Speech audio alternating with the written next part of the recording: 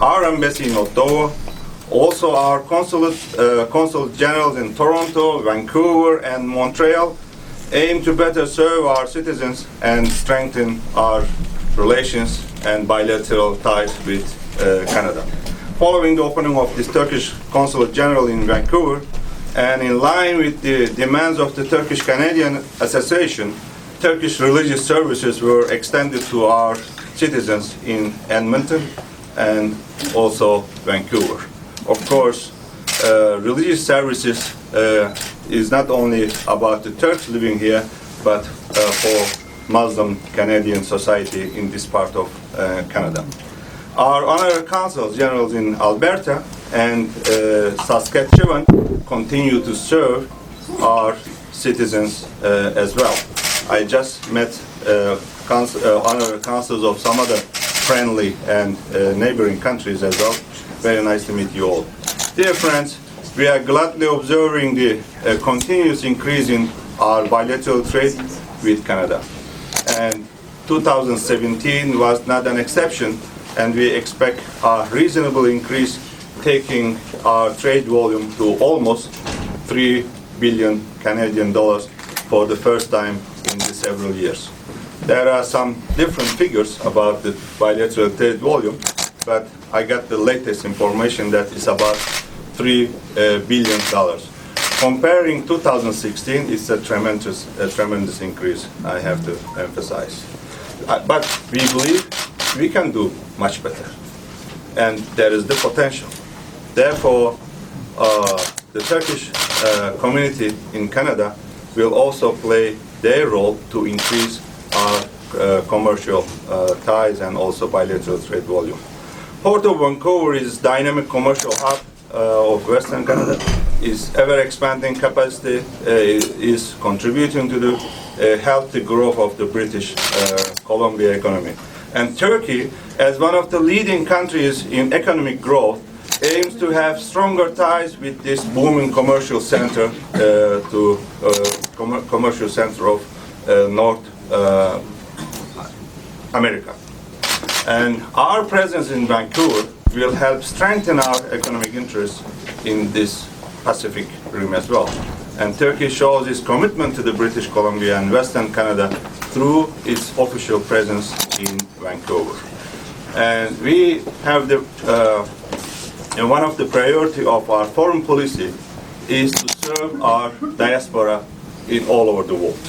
And with that understanding, our offices work, including my consul general and his team, 24/7. So we have the call centers in 6 languages as well in Turkey. So all our citizens and friends of other countries, citizens of other countries can reach this call center 24 hours, 7 days. And it is in their duty to serve not just, as I emphasized at the beginning of my remarks, the Turkish-Canadian community, but all the communities here. And once again, thank you very much for joining us today.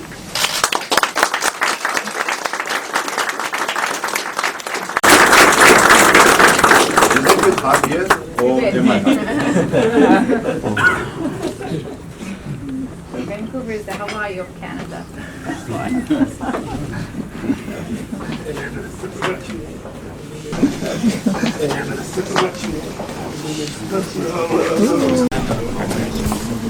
Başkonsolosu da atıverim, o da görür.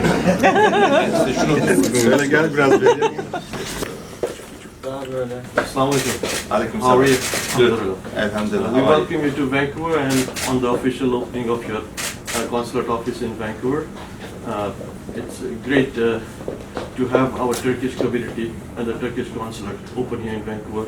Last year I was part of it in the beginning, and nice to see you here to do the official inauguration. Thank you very much. Thank you for joining us.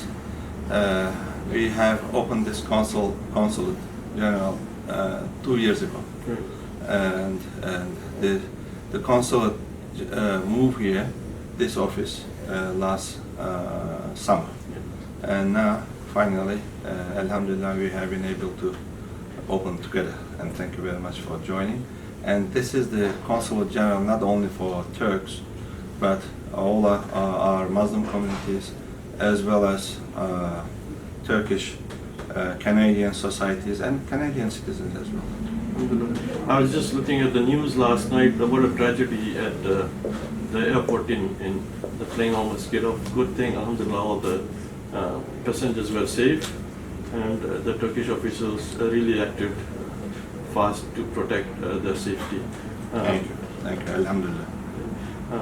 What we see right now, Turkey is trying to get back in the Ottoman era sort of mode to rebuild the connections in the Islamic world. What we see with ISIS, with Burma, and OIC, President Erdogan, mashallah, is taking a very active lead role and trying to sort of unite the Ummah. Are you envisioning the Ottoman era back, or what is? Not really. First of all, we are proud of our ancestors, and they served the world and they brought justice to Muslim world, and they rule many continents at the same time, and we are proud of them, alhamdulillah. And Ummah has been facing challenges.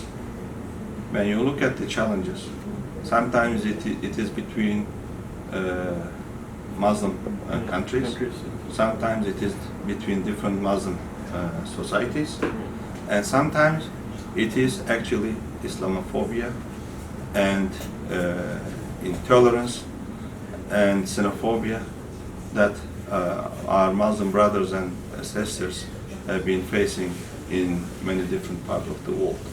So in this situation, the expectation from Turkey is huge. Why? Because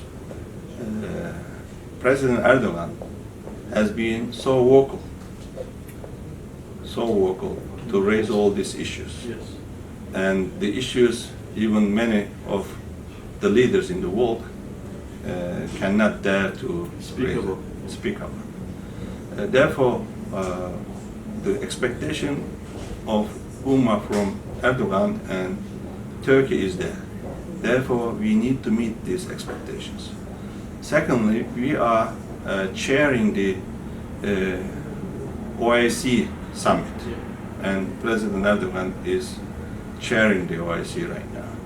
Therefore, the unity of Ummah is important, and as Turkey, we are playing our best, our role for that unity. There are crises in different parts of the world, and also in Gulf region, between Qatar and 4 other countries, and we need to also defend the right of Ummah in all over the world.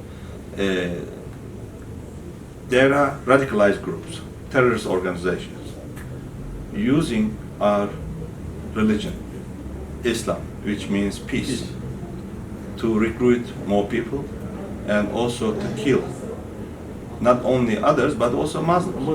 Muslims. Therefore, we need to kill the ideology of those terrorists, and they have nothing to do with Islam, and Islam prevents what they are doing and forbids what they are doing. Therefore, for all these reasons, Turkey has been really doing its best to unite the Muslims and to overcome the current situation. And look at the situation in Syria. There has been a civil war. Look at the situation in Yemen. It's a disaster. Humanitarian impact is there, and Iraq, and also Libya, and beyond. And when in Burma, all these Rakhine Muslims massacred, so we had to do our best. And Alhamdulillah, we have been able to reach them and deliver our humanitarian aids, both in Bangladesh and in Myanmar, in Rakhine State. When we talk about Burma, I mean, even the world is very late to react or even to condemn it as genocide. And what we see is nothing but genocide happening in Burma. Is Turkey going to call it genocide, or is it,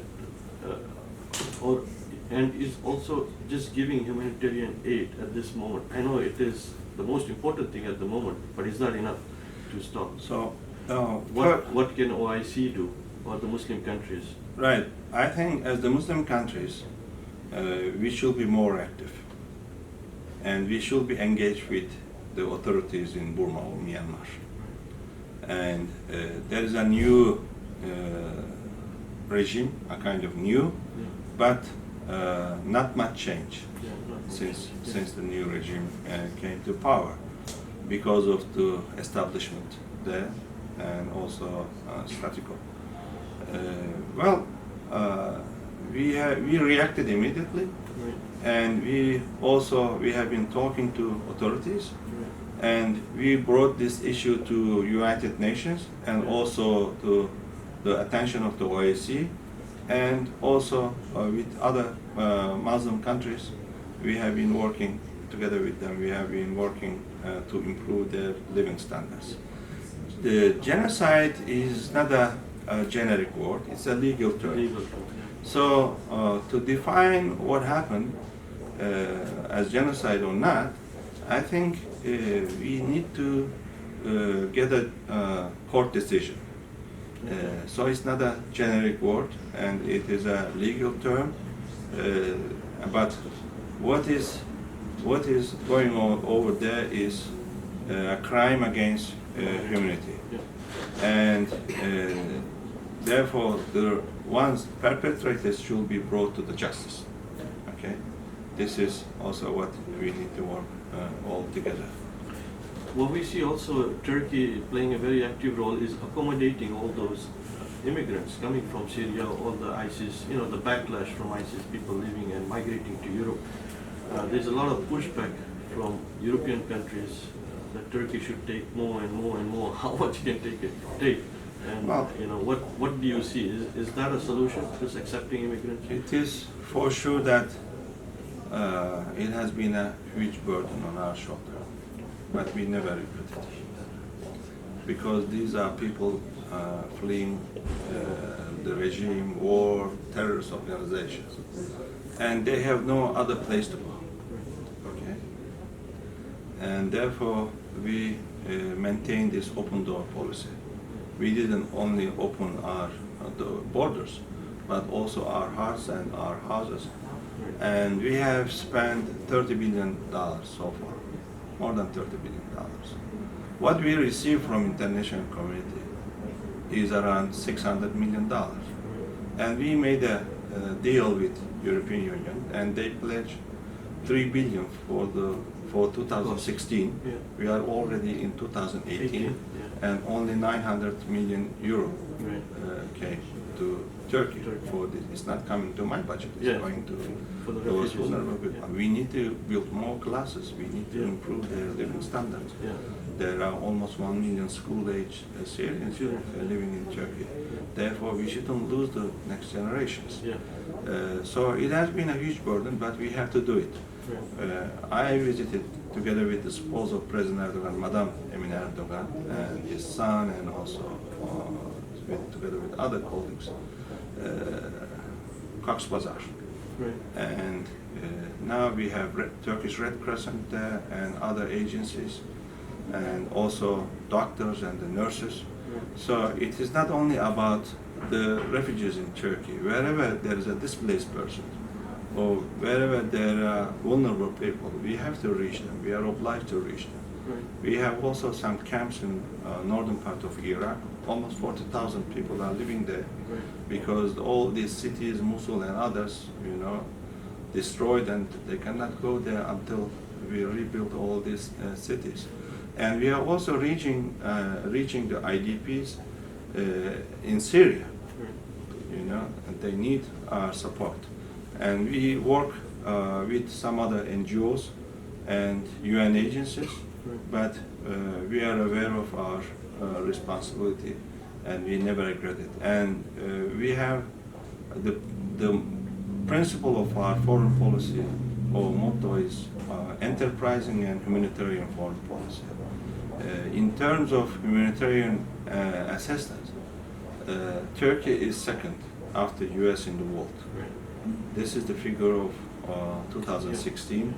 The US spent $6.3 billion, Turkey spent $6 billion.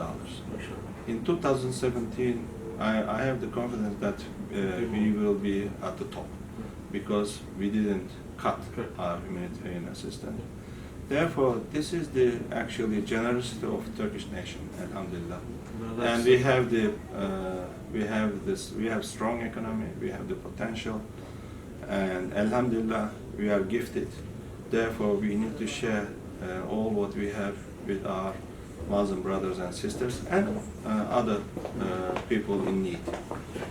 Finally, talking about Canada, you are here in Canada.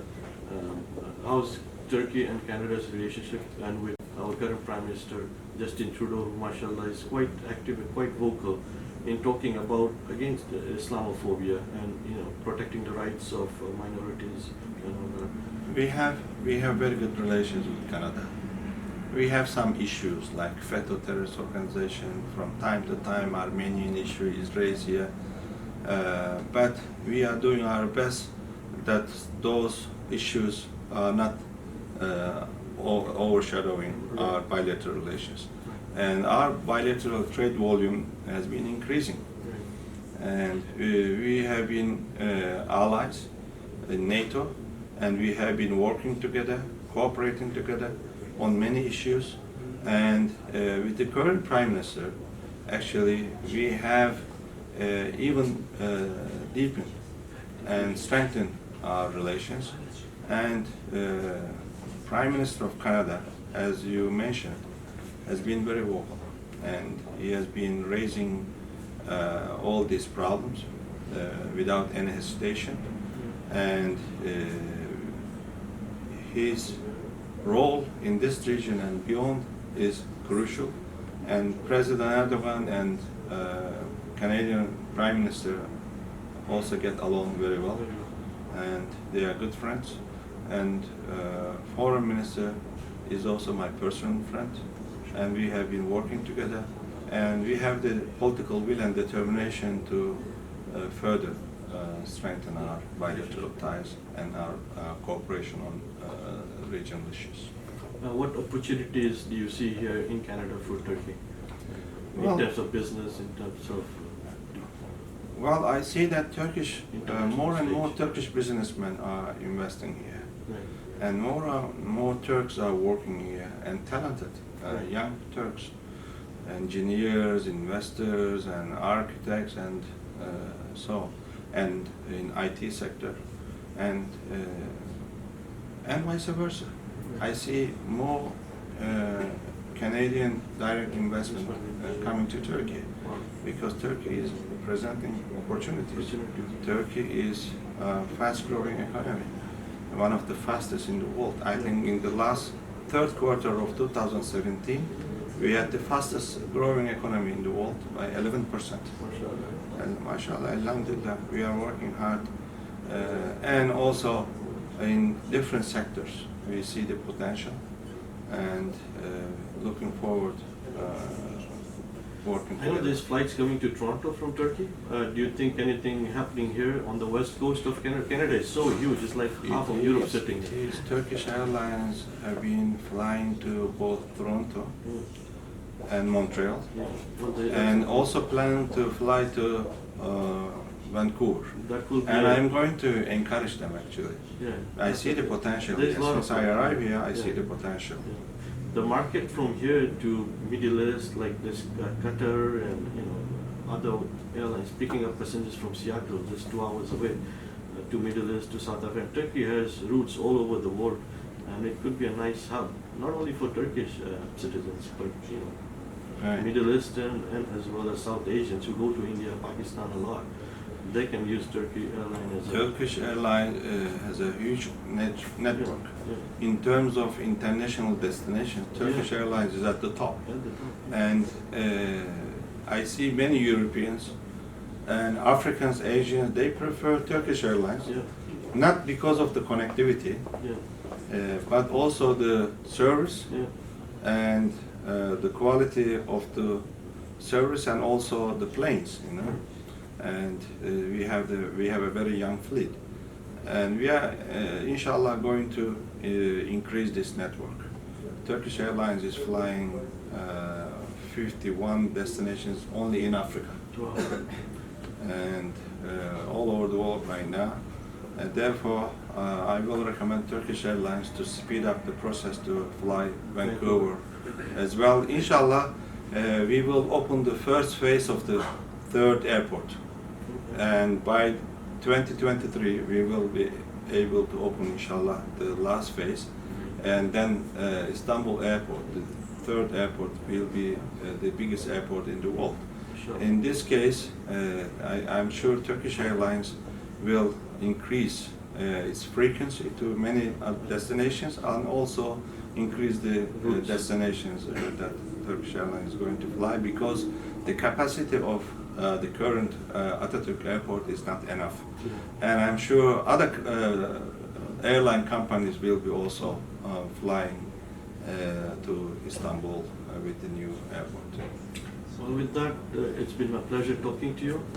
Thank you for giving us the time for the interview, and we hope your stay here in Vancouver is pleasant. I know the weather is not so nice right now, but if you come in the summer, you really enjoy it. You know, and I was told that summer is really nice, really yeah. nice. There's a But Stanley Park waterfall. even today is not that bad, you know. It's not that bad. Yeah, It was raining, I think, Yeah. last week it was raining here. Yeah. Today at least it is dry so It far. is dry so far. Yeah. Thank We you. hope you have a good stay, inshallah, and Thank you. Allah bless Turkey and the people of Turkey. Thank you very much. And make them a means of guidance for us. Inshallah. Jazakallah khair. Assalamu alaikum.